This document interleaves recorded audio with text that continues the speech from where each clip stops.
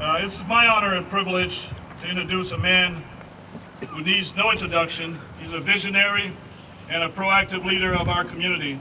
He's a graduate of the University of Wisconsin-Parkside, where he received a bachelor's degree in political science in 1983 and a master's degree in public administration in 1986.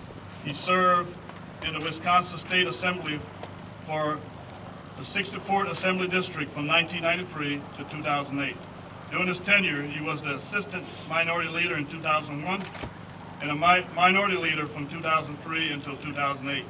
He was elected in a special election in June of 2008. He has received several major milestones in his past 13 years, which include being recognized by the Wisconsin Department of Veterans Affairs for co-authoring the bill for the Southern Wisconsin Veterans Memorial Cemetery in Union Grove, which I think is one of the finest cemeteries in Wisconsin. Located right here in our backyard. In 2015, he was recognized as the elected official of the year for his accomplishment and improvement for our Kenosha County parks. Please join me in giving a warm welcome to a son of a World War II veteran who cannot be here today because he got stuck in California trying to get back. So Chief of Staff Jenny Tunkin will do us the honor of giving our special remarks.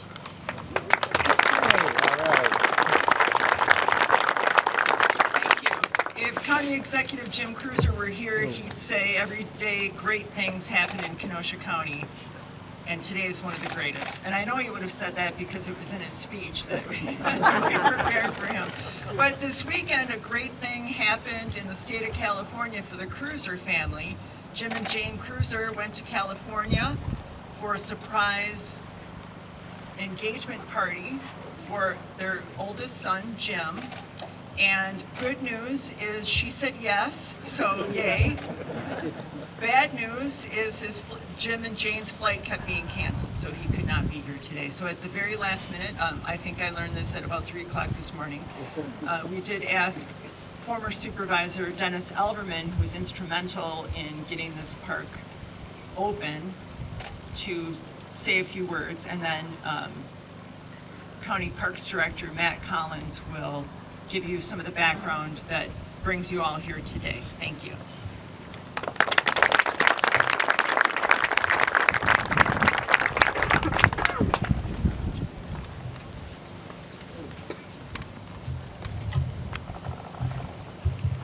A little embarrassing being the only one here without shiny shoes. As long as you don't have holes in them, you're okay.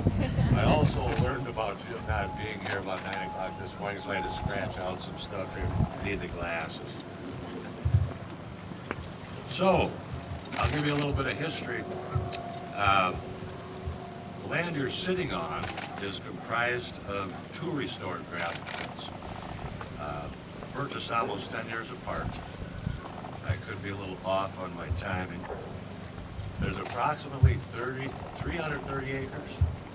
There is a 39-acre lake on the far eastern portion of the park. There's miles and miles of hiking trails. And until this moment, everyone in this area, and on the maps even referred to it as the KD Park. So, it took a long time to find a name. The first piece of this park was as most county parks seem to be, was part of an old family farm. It was the Merton Farm. And it was purchased by Miller Sand and Gravel, and run as a gravel pit for years. Now, I grew up next to a county park, which was my father's, grandfather's, and great-grandfather's dairy farm, so this is fairly common in the state of Wisconsin. And early on, that gave me my passion for the county parks, which I was later able to use here being a county board supervisor. This park's first breath came over a conversation with 3 contractors. Alan Miller of Miller Sand and Gravel, who was running the operation for Meyer Material. Mark Carroll of Powers Lake Construction, whose family owned the adjacent land and was a county board supervisor at the time, and myself, who was also a county board supervisor at the time. And I do think, to be honest, beer was involved in the conversation. Meyer Material was looking for more land. This piece was mined out and was being restored at the time. And they were running things by us. They had plans for a real high-end subdivision. And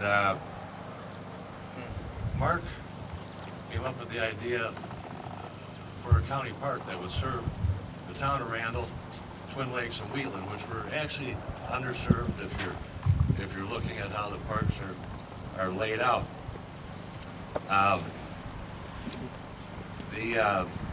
The high-end subdivision didn't go over for a couple of reasons, and we both pushed for that. Meyer went along with it as long as they could get enough money to purchase more land. They wanted to continue mining in Kenosha County. They were able to do that. Kenosha County received a grant from the state of Wisconsin for half the cost, and the other half was paid for through tipping fees paid by Pheasant Run. So no levy dollars involved, and the deal was made. Now, that opened up a long story, and I won't get into it. I could go for a couple hours. But there's a lot of work by county staff, my committee, and especially County Executive Jim Cruiser, when he was elected county supervisor. So this land, just to the east of us, is sat mostly padlocked for a good 8 years. We purchased it with state grant money, and we had no funds to develop or enhance it at the time. Then Jim was elected, and Jim and I had the same vision to get it open to the public. And more grants, a youth work group that Kenosha had instituted, building trails, county personnel on their spare time cutting and building and hacking away at it. And we were able to open that park to the community, and the community just treasured the ability to get in there. The second piece of this park is where we're sitting. And that became available to the county, being perfectly adjacent to the existing land. We went to work on that. It added 110 acres to the existing 220. And we'd always wanted this to be a passive recreation, trails, vistas, hiking, fishing type of park. And keep giving the opportunities to the locals for generations. Jim Cruiser has now moved this park to a new level, and you're sitting in it, you're looking at it. This plaza is just amazing. Veterans Park has everything I ever worked for. Worked on this for over 20 years, and this area we're now sitting in gives it a new meaning. We have a name. The mission for the park remains the same. Serenity, hiking, peaceful, whatever you put into this park, you'll get out double. But our original mission, staying the same, was very important to me and to Jim Cruiser, and we've accomplished that. How could you not crest that hill? Because I saw this under construction. I came up this hill numerous times. When I see these flagpoles flying, it just took my breath away the first time I saw this set the way it is. So, I'm very proud to have been part of the history of this, and very thankful to be invited here, and thankful to all our local vets and our national vets. And I hope everyone enjoys this, and as Jim Cruiser would say, wears the grass out to stay on the pavement. Thank you.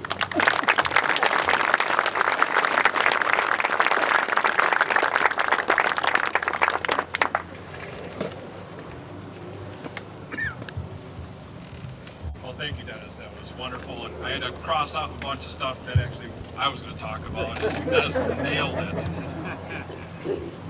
So as you look out these vistas, it becomes clear that this is a place that inspires calm and contemplation. This is why it was clear to us that this should be the place, a place to honor our veterans, and so it became the Kenosha County Veterans Memorial Park. Kenosha County Veterans Memorial Park incorporates passive recreational opportunities, therapeutic retreats, sustainable design of the infrastructure, and a robust trail network for accessing unique environmental restoration features throughout this park. As Dennis was saying, since 2008, this park has undergone numerous improvements.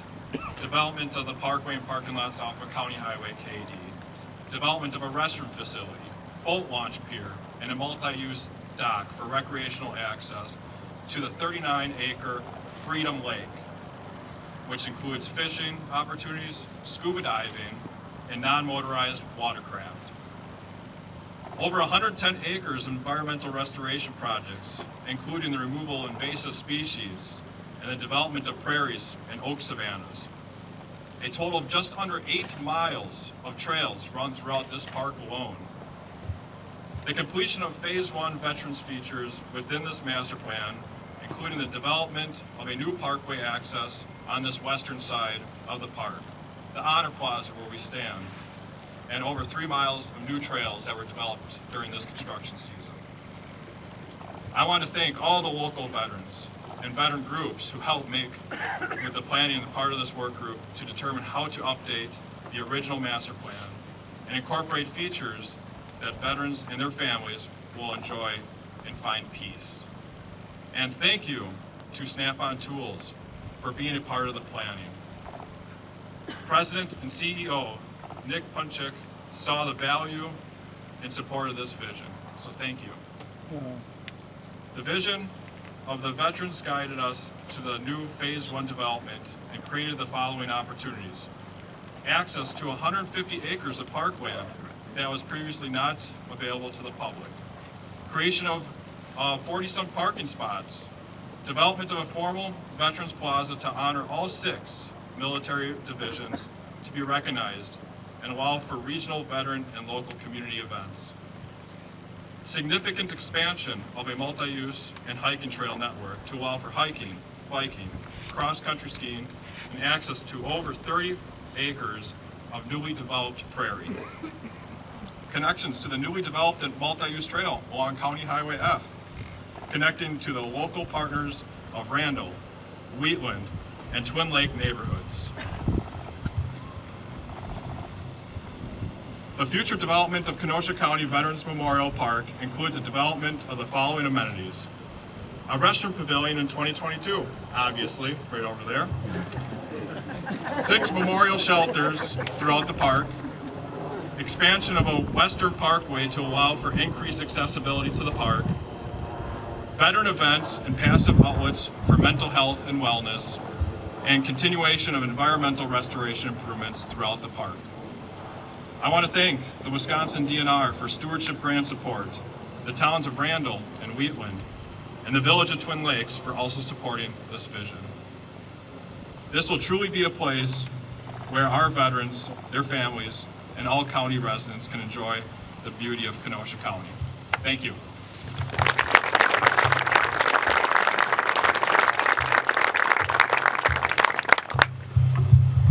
Thank you, Matt. Dennis, I won't mess up your last name again because I don't want you taking me out into the shoes in the back shed. So I'm going to stay away from you. Okay. Jenny, thank you for those kind remarks. And as you heard, it was Jim's initiative and vision that brought us here today. And I just want to give Jim, he's not here with us, but I know he's probably thinking about us, and give him a round of applause for putting this thing together.